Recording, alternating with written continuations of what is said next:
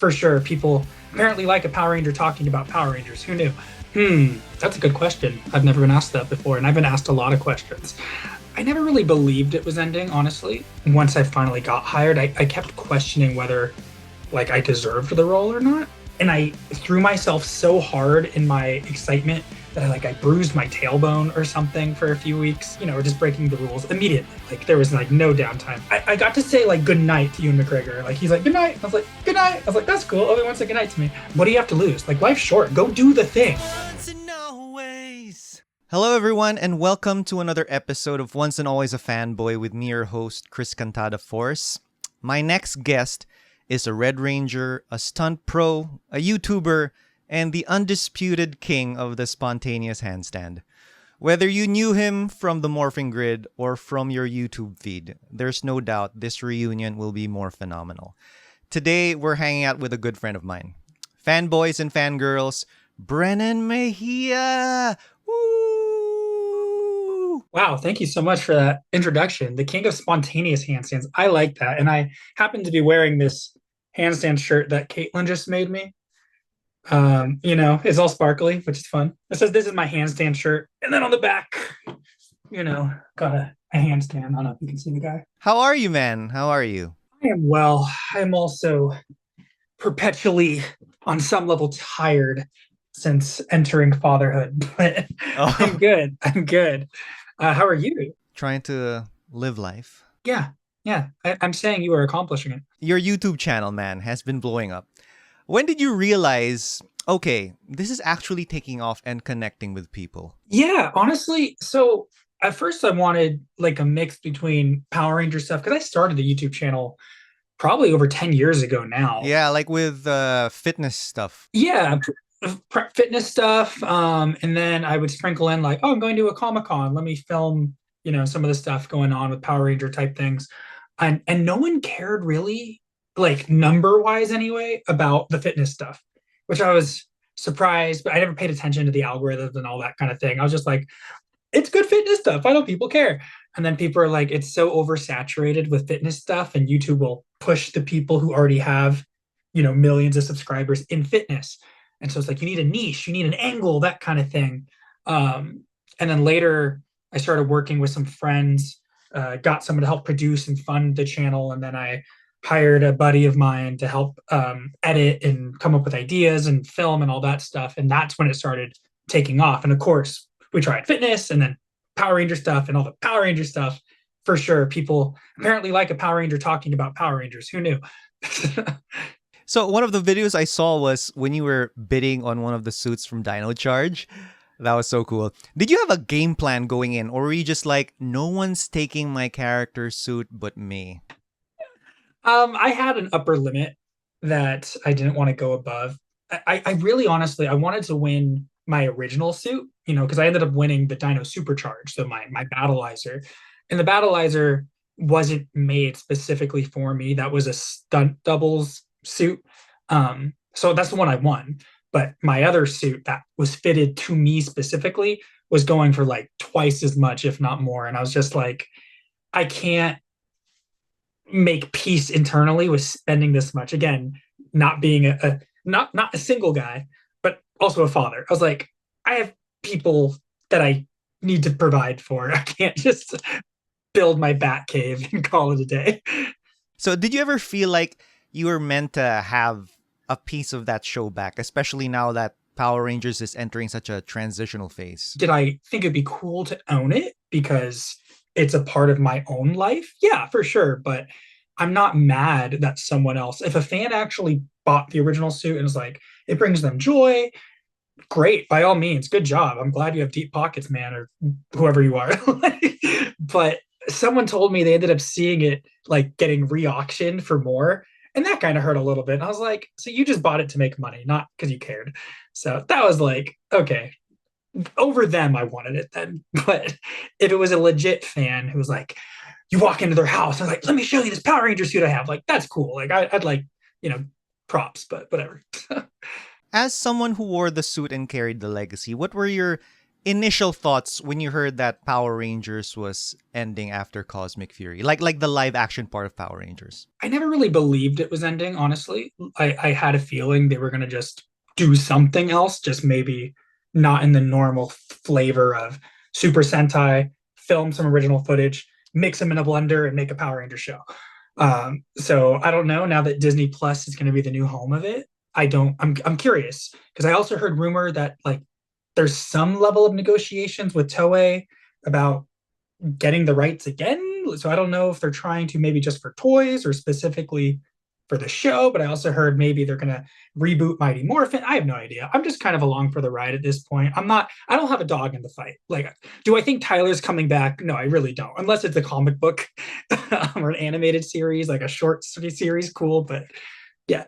So speaking of either going Disney Plus or some other iteration, if you were advising the creative team, what would you say has to be part of the reboot to keep that Ranger spirit alive? Like what's non-negotiable, if in your opinion? That's a good question. I've never been asked that before, and I've been asked a lot of questions.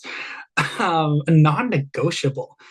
Definitely a teamwork aspect. I mean, it can't be like a solo character unless they already have it fleshed out for several seasons. Maybe that actually could be a cool hook. Like maybe it's about like one ranger for several, like a mini arc, and then they team up. In Power Rangers, it's always kind of rushed. Like you start with one or two, but within 3 episodes, you have like a team, and then halfway through, there's a Gold Ranger or something. So maybe they could take more time to explore the individual character, whoever is the leader, would be kind of fun. But at the end of the day, you need a Megazord, you need a base, you need some mentor character, like a Zordon-esque figure. And then I think the thing that really helps Power Rangers versus a lot of other superhero things is the bad guy is very black and white, as in no one agrees with them. Like it's not a Thanos where you get some people are like, even though what they're doing is wrong, I kind of see their point. You don't see the point like Rita Repulsa wants to conquer Earth. Well, no one wants that on Earth. Like no one wants an alien witch person ruling the world, So I think having a bad guy that everyone watching wants to lose helps. Let's say you, Brennan Mejia, were dropped into the Power Rangers universe, not as a ranger, but as yourself. What do you think your job would be? The chill martial arts instructor at the local Angel Grove dojo, or maybe the guy running a protein shake bar with secret morphing advice on the side? A spontaneous handstand, dude. Well, I think it would be cool if I was like a Batman-esque character in a world of superpowers where maybe I didn't have morphing grid ability, but I could still hold my own. Or you get what's his name? I'm blanking. Teenage Mutant Ninja Turtles, the hockey Casey Jones? movie. Casey Jones. Yeah, Casey Jones, like that. Like you're not obviously like a mutated reptile, but you can still hold your own and like come in swinging. So I think something like that would be cool. Like you still want to be in that world where you want to participate in world saving aspects. Even if you're not a Power Ranger, you still want to share your, as a human to help people. For sure. I think that's one of the things that was so fun about playing Tyler.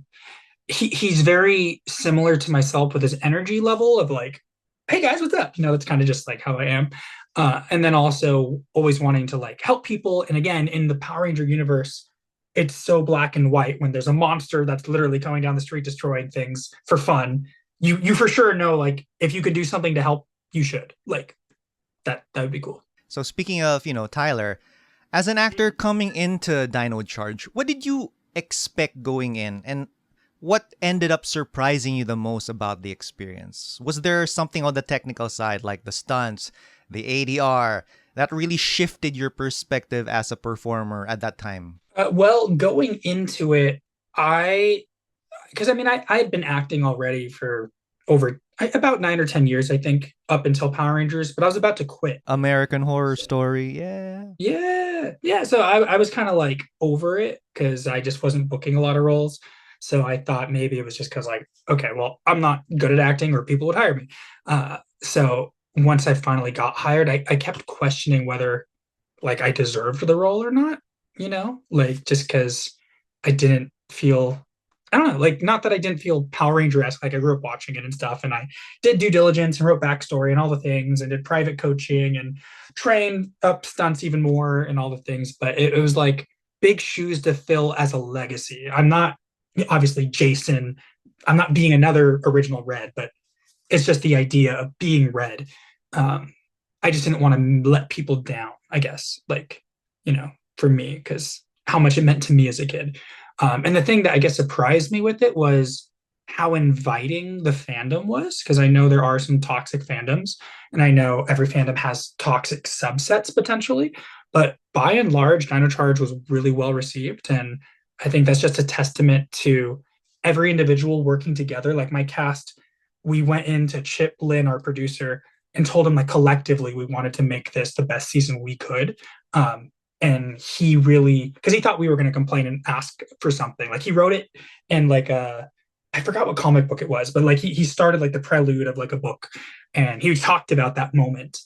And he's like, the fact that they came in telling me they wanted to help, not hinder, really kind of lit a fire under him to also do due diligence for our season. So I think just the teamwork on screen and off screen really was a happy surprise. Can you bring me back, like, leading up to the first day of Dino Charge? Were you prepping physically, mentally, or just trying to stay calm? What do you remember about those last few days before cameras actually started rolling? So for Dino Charge, we had, I think it was about 3 weeks of acting coaching where we had a private coach work with us individually and as a cast to help our chemistry.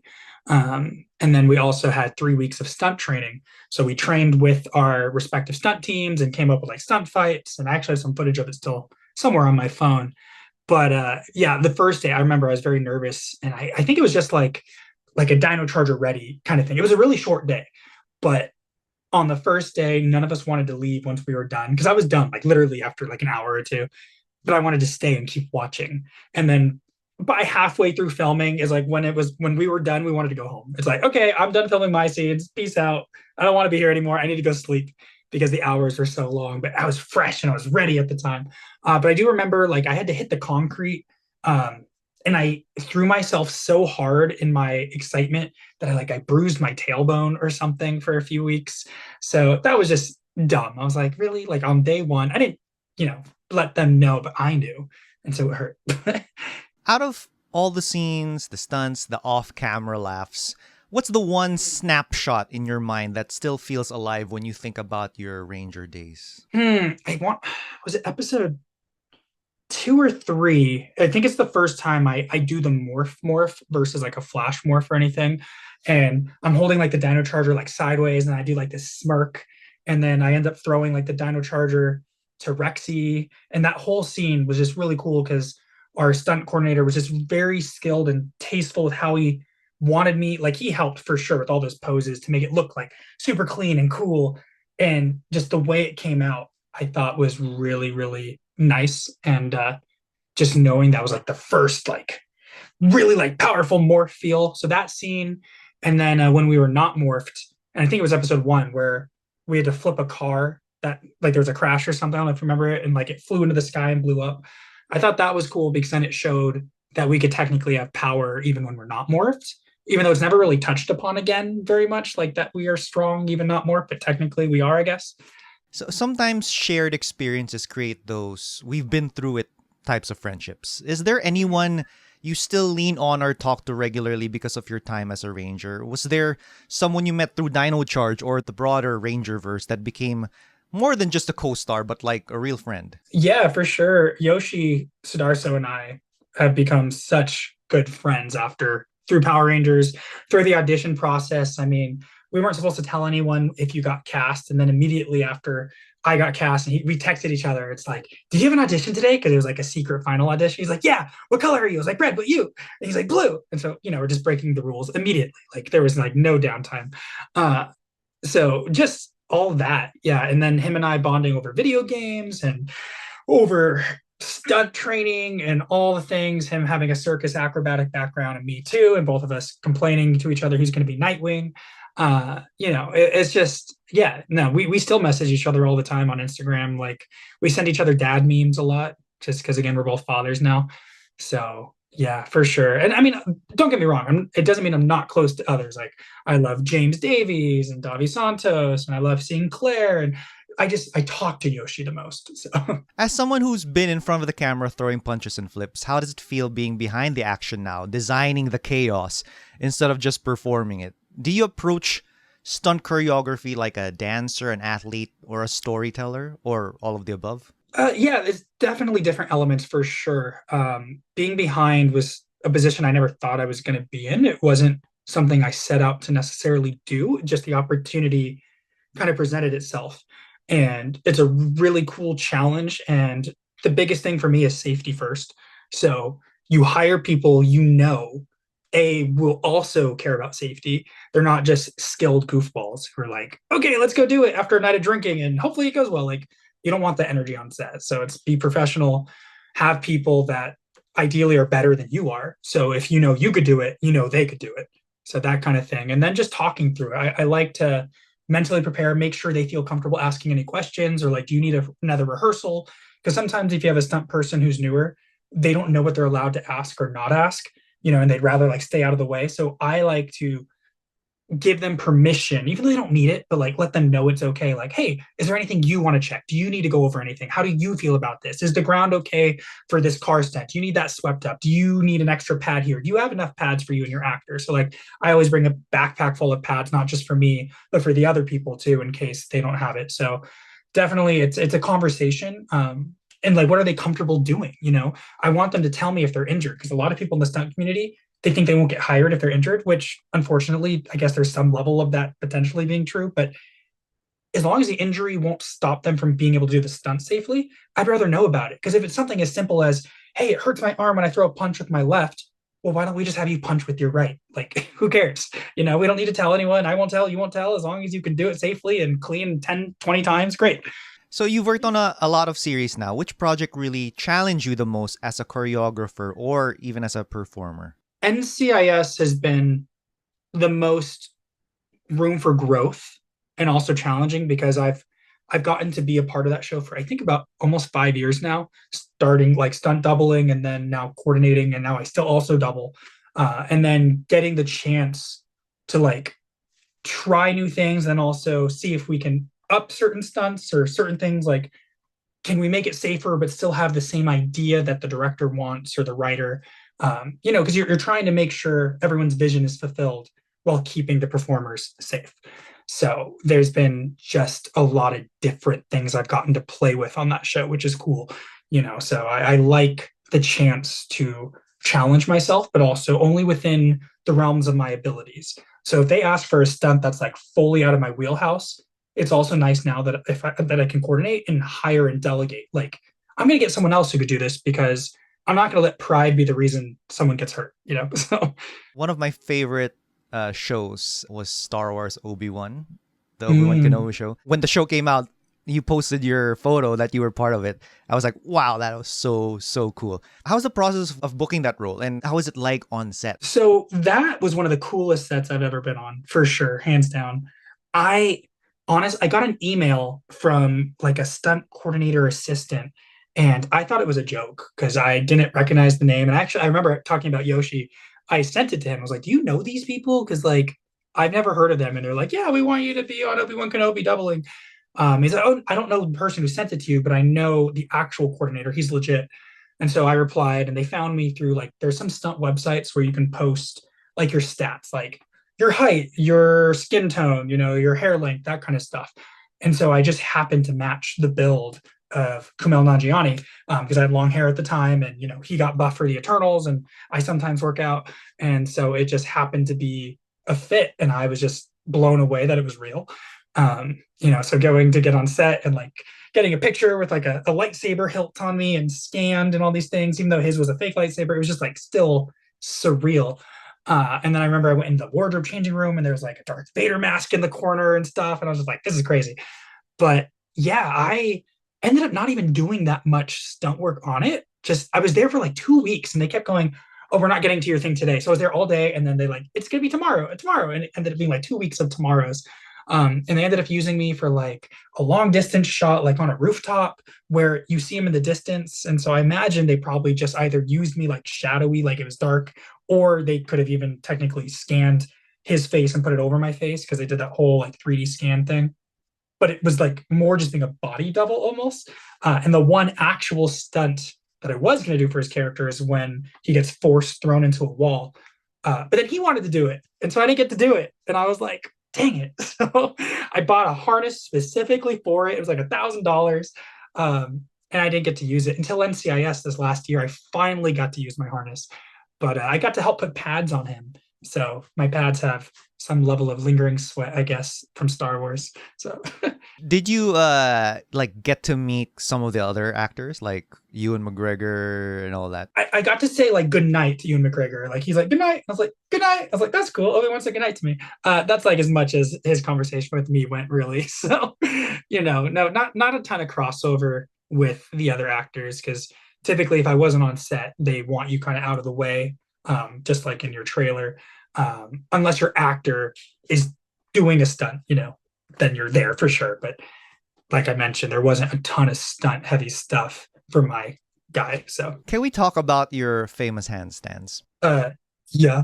Do you remember like the first time you did one and thought, yeah, I'm doing this everywhere from now on? It wasn't a conscious decision. It just kind of became a thing. And I decided one day that I wanted to do handstands on like every Power Ranger I met.